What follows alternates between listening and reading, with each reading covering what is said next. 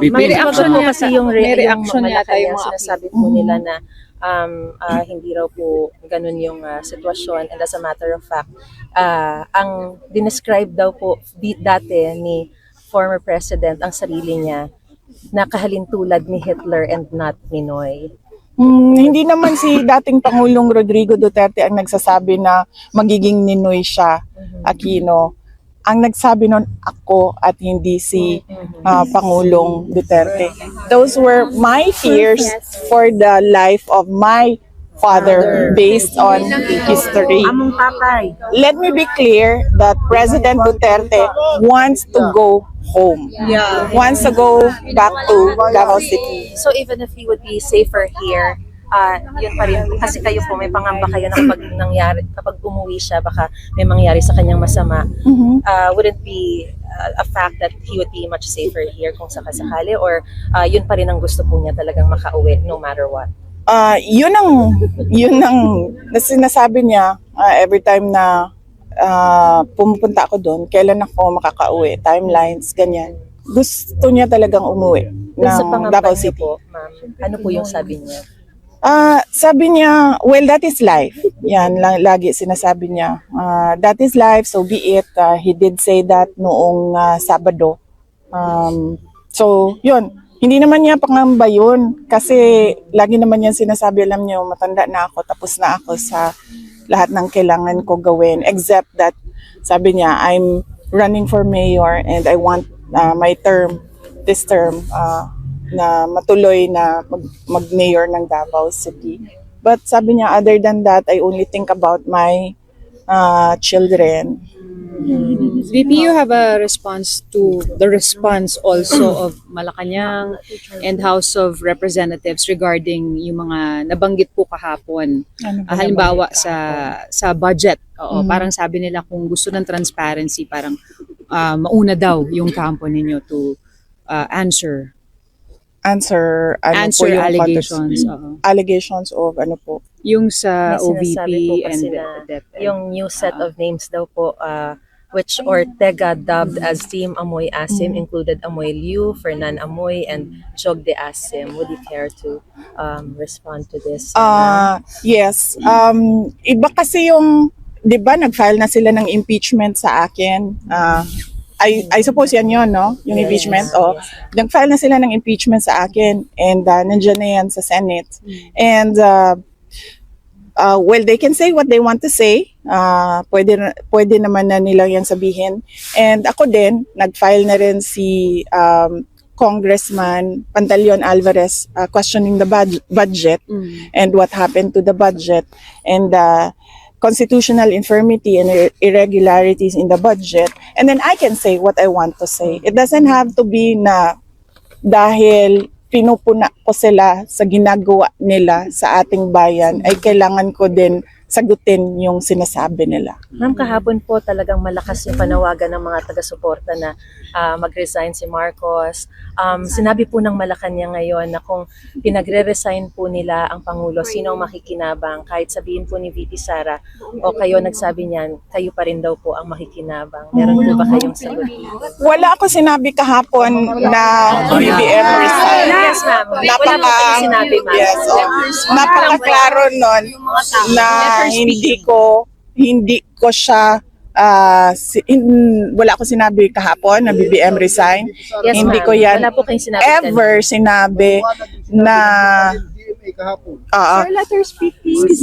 wala ako sinasabi ever na dapat mag-resign si BBM. Ang sinabi ko lang kahapon, sabi ko kung nananawagan kayo ng BBM resign, bigyan nyo ng rason kung bakit yan ang panawagan ninyo sa kanila. And then I gave them examples. I gave them, well yan, ayan, may example po dito. Naiintindihan yung sinasabi niya. Kasi, Wala kaming maintindihan. Dami nga itong anomalya. Magpa-drug test po siya. At saka mga drug addict. Magpa-justice. VP, how are you? So, yun lang naman ang sinabi ko. Sabi ko sa mga tao, pag nanawagan kayo ng BBM resign, dapat sabihin ninyo kung bakit. Para naiintindihan ng mga nakikinig, bakit ba tayo nananawagan ng resign? VP, how are you managing yung case ng father ninyo, tapos yung may impeachment pa kayo? How are you managing everything? Or how do you plan to manage? Well, yes, okay naman na yung sa impeachment kasi before nangyari yung extraordinary rendition o pagkuha kay Pangulo doon sa Pilipinas, nabuo na yung team ng impeachment eh. So, on that point, okay na sila and they're preparing for trial. Ang dito lang kasi sa ICC, hindi pa mabuo yung team kasi we're waiting for papers for other lawyers. So, yun yung kailangan ko matapos. And then, kailangan ko ma-introduce yung lawyer in charge for PRD inside and the outside world doon sa mga kapatid ko and sa kay Shelito para pwede na akong bumalik sa Pilipinas and then pumunta na lang dito kapag kailangan. May Filipino lawyer na po kayo napili? Wala pa ma'am, wala pa pong Filipino lawyer sa ngayon. Yun ay ginagawaan pa ng shortlist sa ngayon. Ma'am, meron din po kayong binanggit kahapon na nasabi niyo we don't have a country in 2020. We'll see each other siguro ma'am if you'll prepare an activity sa 28 sa Friday po. Going home na po bukas. Going opo. Can we give this to PRRD? Taga saan kayo ma'am? Samal Davao. Sige. Abot din him, this one. Pwede siya ma'am doon ihulog ma'am. Makita niya tanan among rally at kahapon po. Makita niya tanan ang mga nag-rally para sa iya. Yes ma'am, pwede dito ihulog sa BP. asa de mo? Taga saan kayo Taga ma'am? Belfa. Okay. BP. Okay. Guards really worship. May tanong yata. Oo. Sir. Ganihan nakadawat og bomb threat ang OPP. Yes sir. Basta ang Meron na po kaming standard operating procedures kapag merong mga ganito, bomb threats in the office and they did exactly that kung ano yung sistema. Nag-evacuation po kami ng aming mga employees at iniimbestigahan din namin yung nagsabi na nakatanggap siya ng bomb threat. Did they call you about it po? Nung Yes ma'am, nangyari? kaninang umaga nag-usap Wala naman pong kami. napahamak or anything. Wala namang walang napahama pero nakwento sa akin na merong nag-a-apply kanina sa Office of the Vice President at nasali siya doon sa evacuation and then nag-back out na daw. Sabi niya ayaw ko na magtrabaho sa OVP. So, yun lang Ma'am, naman. sorry, clarify ko lang po kasi kahapon din po sa speech niyo, ma'am, may sinabi po kayo na pinatatak po kayo ng mga tao but we may not have a country anymore in 2020. Yes. Ano po kaya, ma'am, yung context po nitong no more country in 2028? Ano po yung analogy? Well, lugmok na tayo sa kahirapan because at this point, we should be working our way up but it seems that we are working to go to the dumpster, no? As I said noon, we're on this road to perdition. Sinabi ko na yan noon.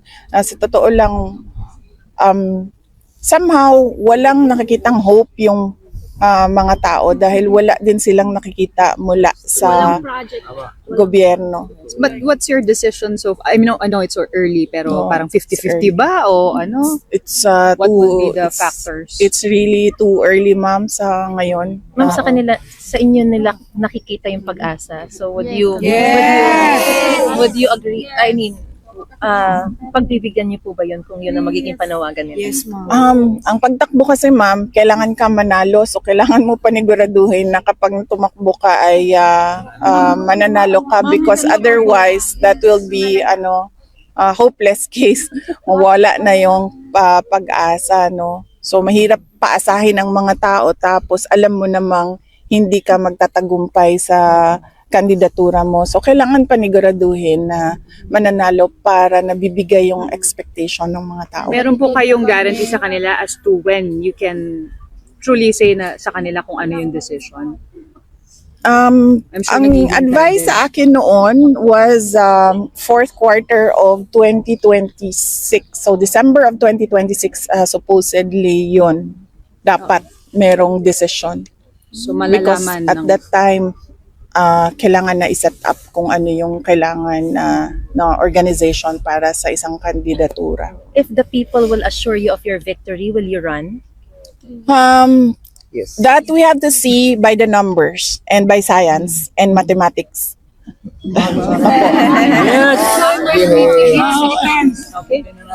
I'm sorry. Yes, ma'am. Pwedeng matanong na rin po kayo kasi si Senator Amy, ini-skip na po niya yung mga political sorties ng alyansa, yung alyansa ni Pangulong Marcos. Opo. And as a matter of fact, the President is just now endorsing 11, not including Amy.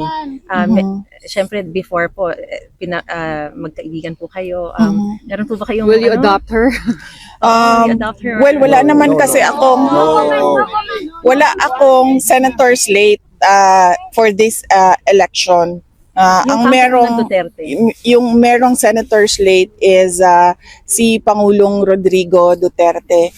And it's sad that this happened to Senator Amy Marcos, pero I truly appreciate the fact that she opened a Senate inquiry on the illegal arrest of President Duterte. So on that point, nagpapasalamat ako dahil napapag-usapan siya sa loob ng gobyerno, hindi lang sa amin dito sa labas na nagrarally. So there's a possibility that she will be adopted by the camp or the alliance of Hindi ko siya, Duterte? hindi ko po masagot yan kasi ang slate po ay under President Rodrigo Duterte. And before siya pumasok doon, before he was silenced, nasabi niya ata sa mga tao, it's 6 candidates of PDP plus 4 guest candidates. So, sino nga ba yun, ma'am? So sa kanya yung decision talaga. Yes, ma'am. Kasi wala naman akong senator slate ngayong election na ito. Hindi ako sumali. Alright. Iceland, kamusta na? Okay lang, madam. Alright, salamat.